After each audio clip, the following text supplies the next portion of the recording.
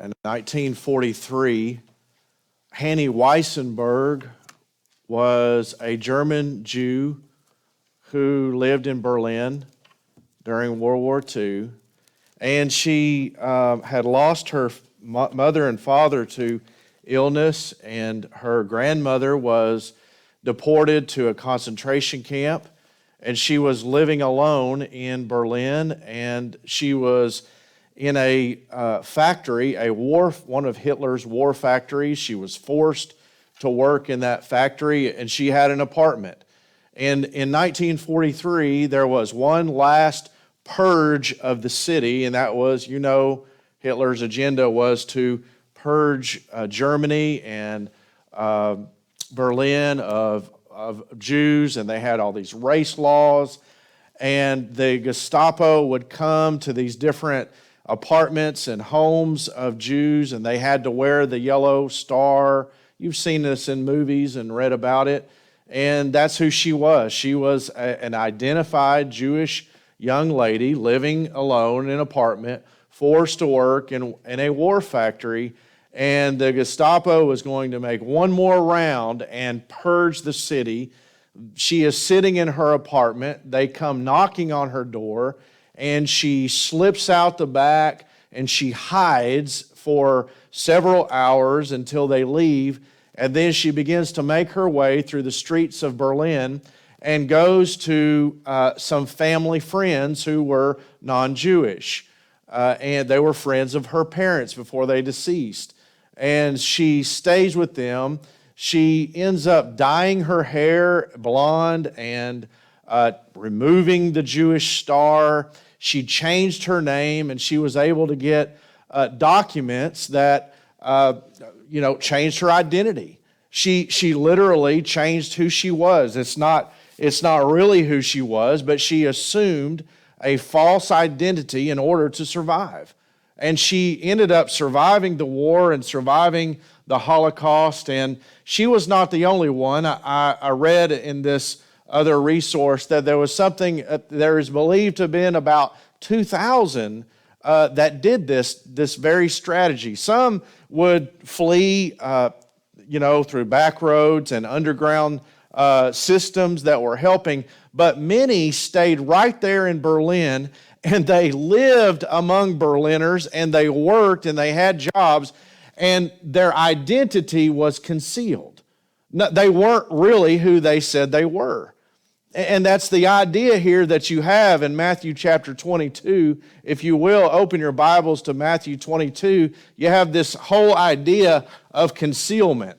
Let me back up just a little bit, because going back to the end of chapter 21, Jesus began to give these three parables. And last week we looked at the third parable. And now you're going to see in chapter 22, and here's a rough outline of it. You see the third parable there in the opening verses of chapter 22. And here at verse 15, where we're going to start today, you're going to see a series of three confrontations.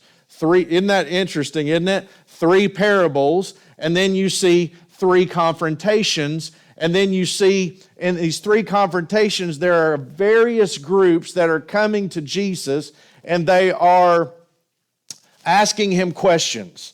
The questions are various. We're going to look at two of them this morning.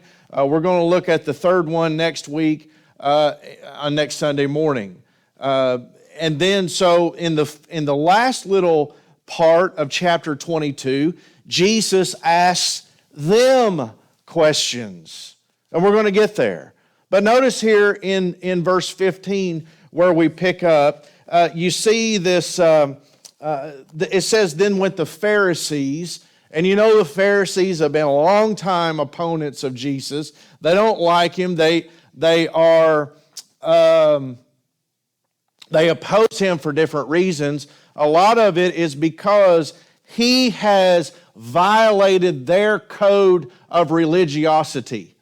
Their religious life has been intruded upon by this preacher, Jesus.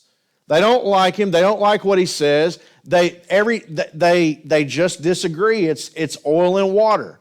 And the Pharisees are some of the leading people. They make up the majority of what it means to be a devout follower of God. In their day and age, at this particular time in Israel, all throughout the north and all throughout the south, they are the leading view. They are mainstream religion. But notice that they collude, they come together with another group. This is a new character in the book of Matthew. It's mentioned early on in the book of Mark, and in Mark chapter 3 and verse 6, Mark records that the Pharisees and the Herodians will plot to destroy Jesus. I think what we have here in verse 15 and 16 is that these Herodians, this is where the Pharisees enact that plan, and they follow through with that plan that Mark was talking about in chapter 3. First thing I want you to see this morning is the hidden intention of the plotters. They have their intentions are concealed. They are hiding behind something else. They are wearing a disguise. What you see is not what you get. Not only that, is under the surface, what you're going to see Jesus do with both of these, or actually all three of the questions, is he's going to reveal. While they are concealing their true intentions, while they are hiding their true intentions, Jesus just comes out with it and he answers their questions. I know a lot of times when we detect that someone has an evil motive, we're like, well, I'm not even going to talk to you. I'm not going to deal with you. You push them away, you slough them off, you just don't want to get involved. It's what we would say, it's a turnoff, isn't it? I just don't want to deal with you. Jesus doesn't do that. What Jesus does is he realizes their hidden intentions and he goes to start teaching. This is where we see Jesus go to work. So notice here in verses 15 and 16, you see the whole scene is set. The whole scene is set for this first little passage of events. The Pharisees, and they got together, and it says they took counsel, they got together, and they had a meeting. And here is what their goal. They want to entangle him. They want to entrap him. They want to confront him with something to where it gets him in trouble. His words will get him in trouble. That is their goal. They are literally trying to set a trap for him. They want him to walk into it and be snared, and that way his ministry will end.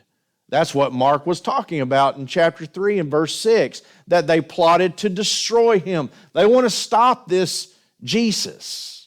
And in verse 16, it talks about the Herodians. Who are the Herodians? Well, I don't really know, except that they're followers of Herod. They are people who they're not Pharisees. It's a political group, and they support the Herod dynasty.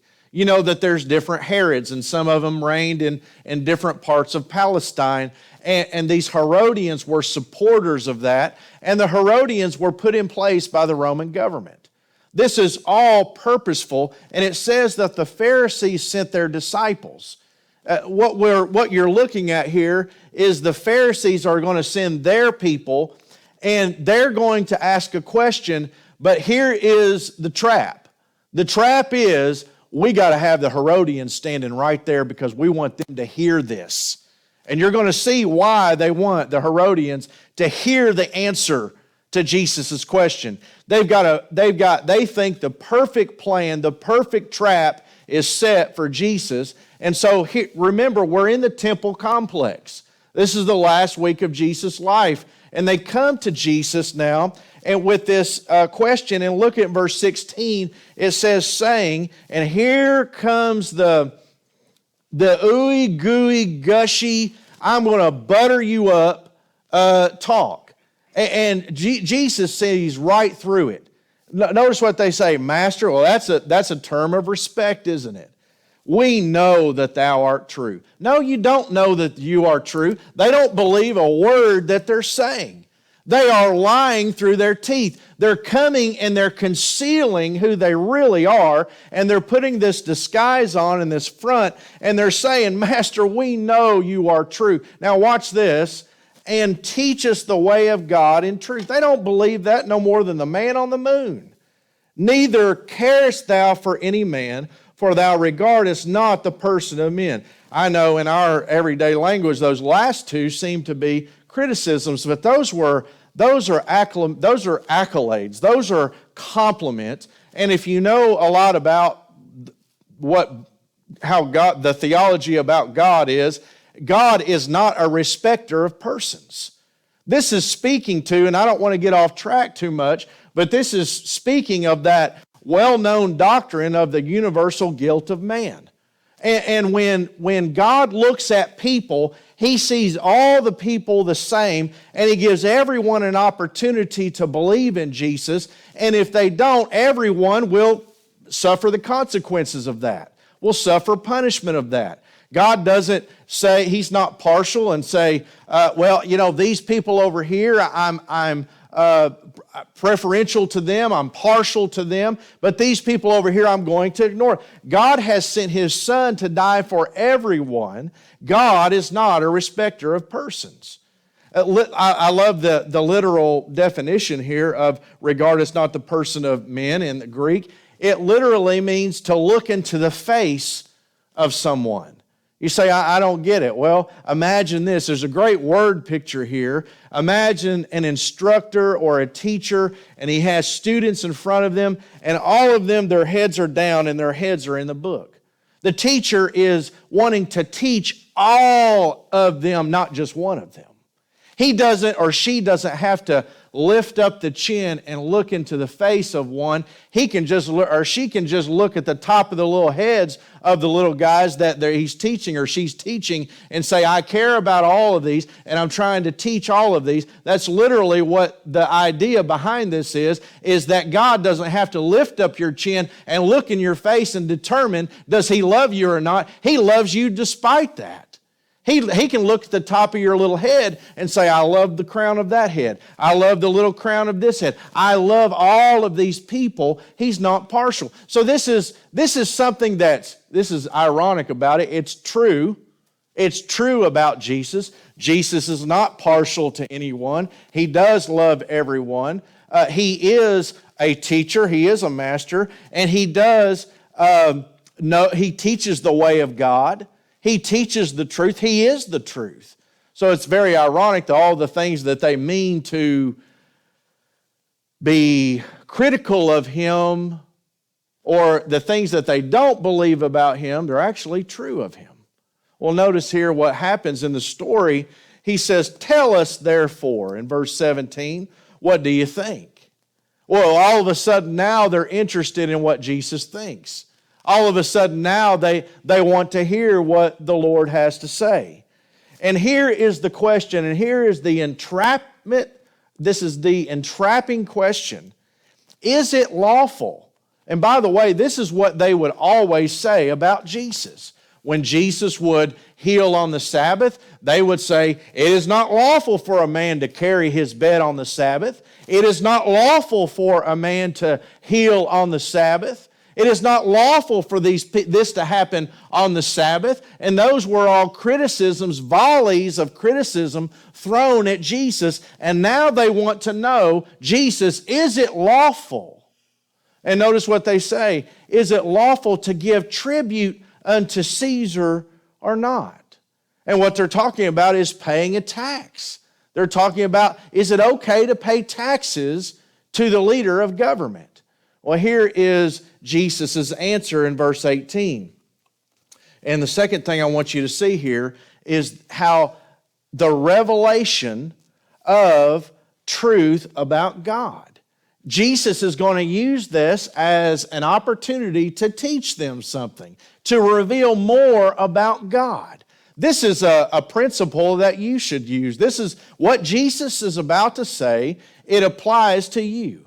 Notice there in the first part, they're coming, they're concealing, they're hiding, they have false motives, they have erroneous beliefs about Jesus, but Jesus doesn't stop, does he? Jesus doesn't balk, he doesn't halt in the gate, he goes right through it, and he begins to reveal truth about God. And what does he say here in these next few verses? Notice, he says, Jesus answered their wickedness, and he said, first of all, why do you test me?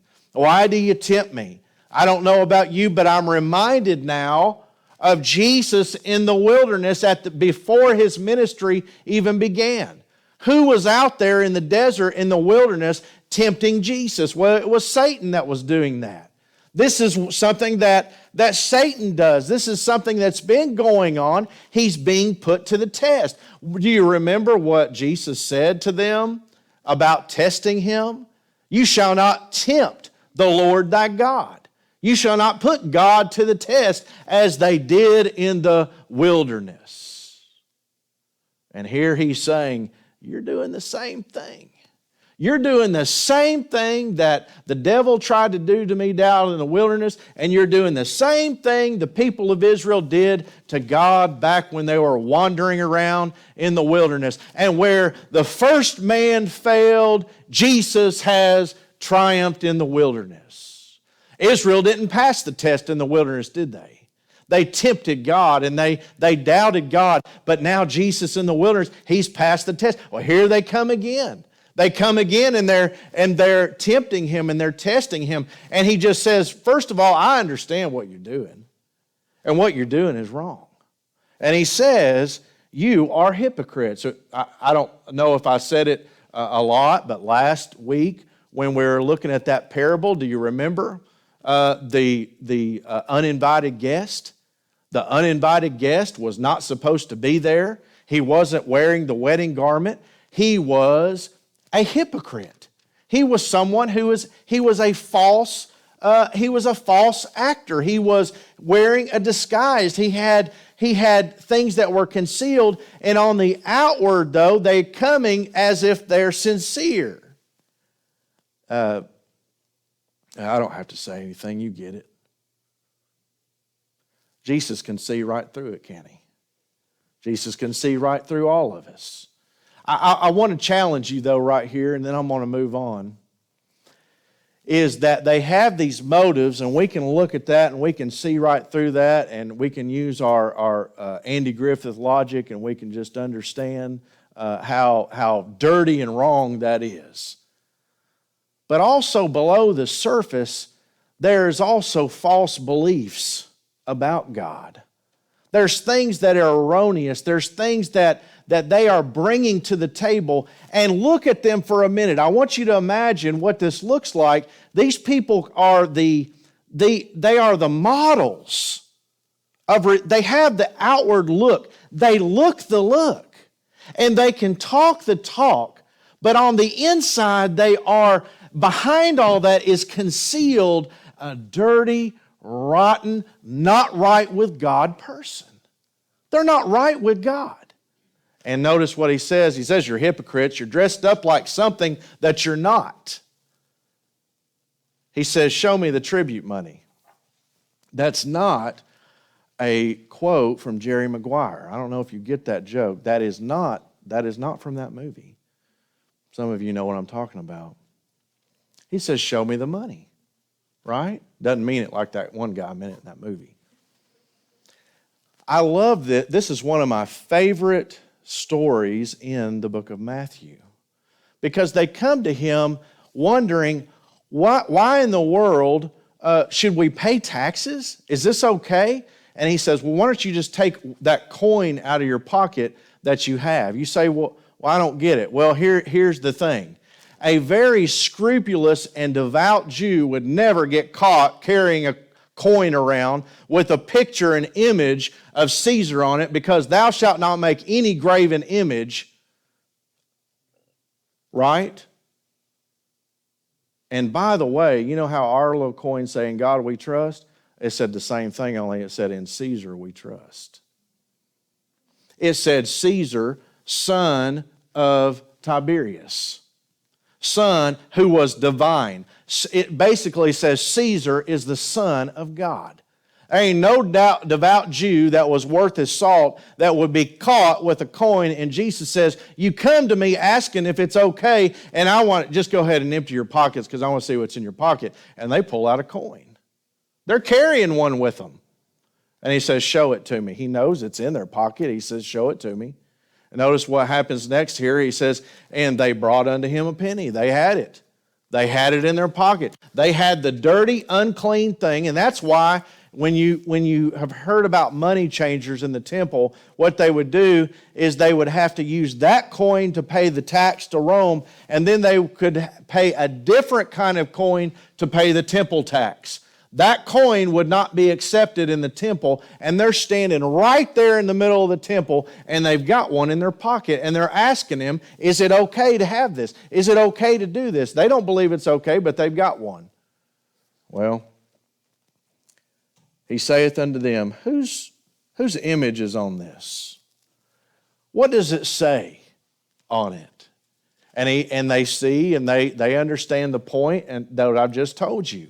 You're not supposed to make any graven image. You're not supposed to have those icons and things like that and worship them. And he was proclaiming himself a son of God on that, and that was the superscription. And they said unto him, Caesar's, and he said unto them, and here is the principle that you can take with you, render therefore unto Caesar the things which are Caesar's, and unto God the things that are God's. And here's the point for you and me, is that, well, let me say this first. First of all, let me ask you just an easy question. Who is still around and who is not? God is still around. Where's Caesar today? Caesar is dead. Who is the president now? Not the guy who was before this. Not the guy who was before that. These world leaders, these mighty world leaders with all this power over great empires, let me tell you what happens to them. They come and they go. They come and they go. And Jesus is not saying that you shouldn't be politically involved. But what Jesus is saying is this. You can give the little things to Caesar and your president and your king or whatever kind of government, the country in which you live. And by the way, God loves people who are living in communist countries today. And He is watching over them and He is protecting. And let me tell you something, Vladimir, hey, he don't do nothing. He don't sneeze without God knowing and about God giving permission for him to sneeze.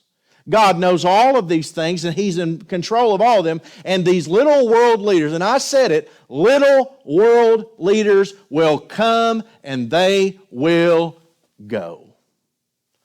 But dear friend, here's the principle you take with you. God is eternal. Second thing is this. God is your creator. So Jesus is saying, and you can go to Romans chapter 13, verse 1 through 7. Write that down. What does it say? It says submit to government. It says honor government. 1 Peter chapter 2, verses 13 through 17. What did Peter write there? Well, Peter comes and he comes to some Gentiles and they're living in the Roman Empire. And Peter says a good Christian is going to submit to government. And Jesus is saying there's nothing wrong with submitting to government. That just submit to government and honor government because it is the mark of a child of God. To understand, I can do this and it doesn't violate my relationship with God because God is over them. I'm not going to make a donkey out of myself in society and give Christians a bad name by acting a fool out here. I'm going to be a good citizen.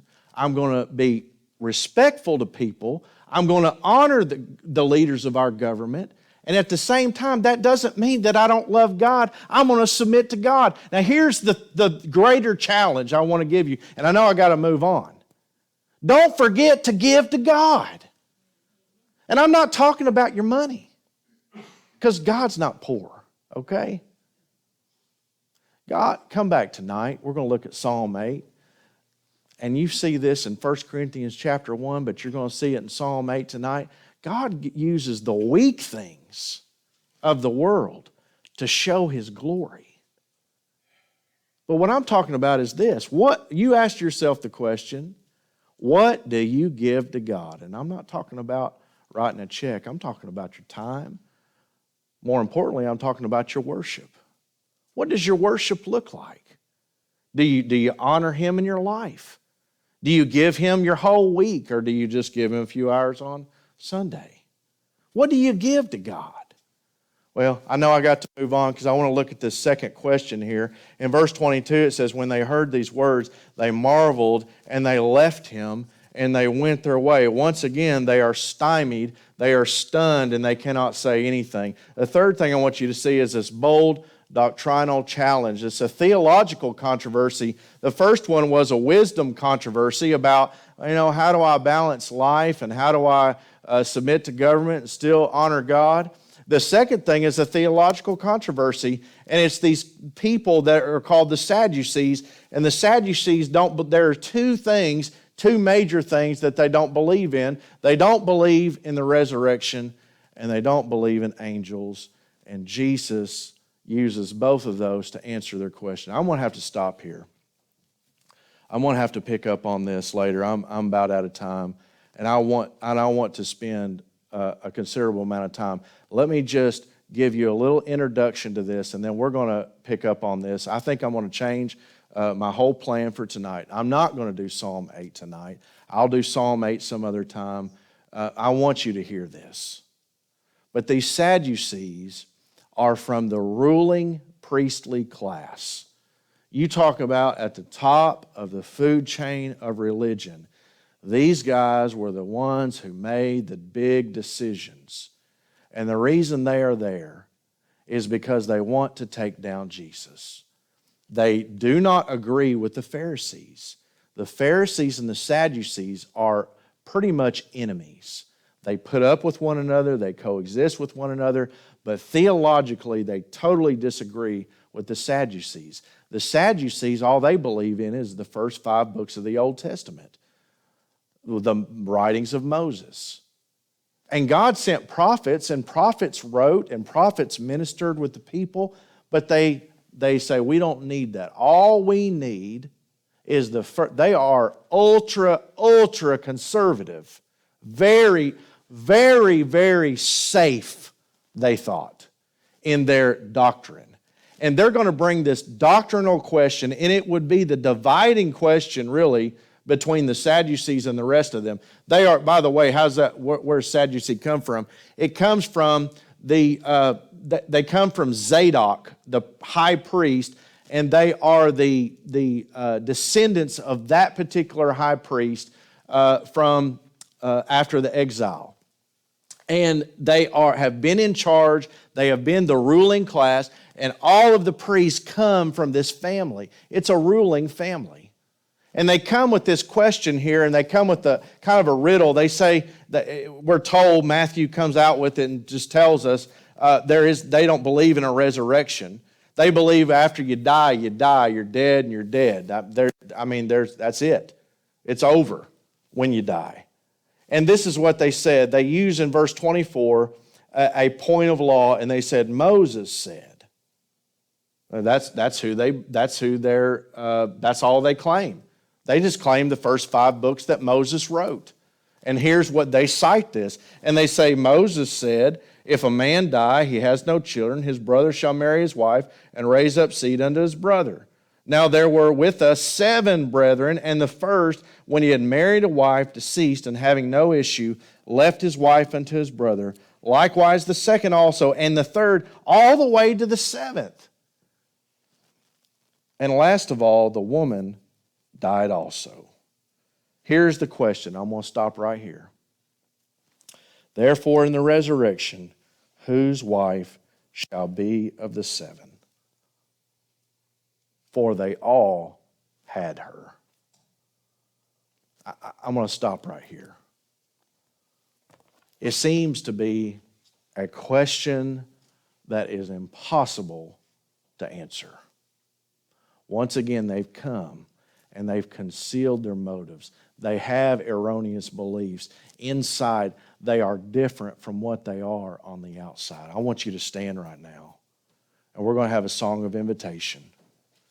But dear friend, we're going to finish this up. I'm not going to skip this. This is really good stuff. You need to know about what Jesus said about the resurrection.